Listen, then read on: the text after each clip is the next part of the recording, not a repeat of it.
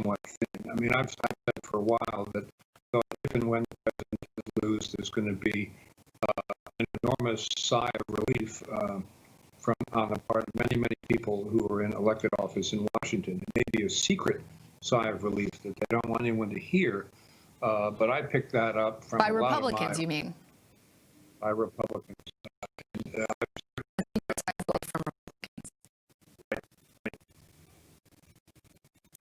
That's very interesting. I think there is this moment in history where we are standing at a crossroads and we are looking to President Trump to try and see how the future of this country will move forward. Because as we saw in this election, even though President Trump lost the popular vote and lost the popular vote in the previous election as well, that there are so many Americans that felt like he was speaking to them and that they were a forgotten segment of American society. I'm wondering how you feel as a Republican who has been vocal about your opposition to President Trump, about where the Republican Party moves. Going back to that point that you made about a secret sigh of relief, there is still a lot of Americans that are looking for Republicans to do right by them, as well as Democrats.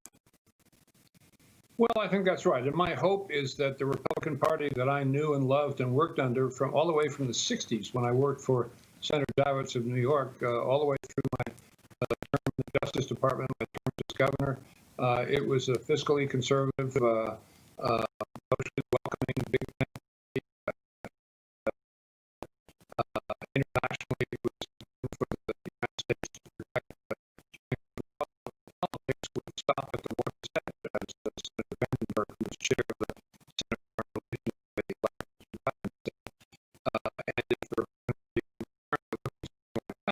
I wouldn't have any concern about it whatsoever. A bunch of people in the United States Senate, Republicans, who are a lot more moderate than they appear when they have to dance to the jig or felt they had to dance to the jig of Donald Trump. So my strong advice to the president, honest, sincere advice, would be to give politics a rest.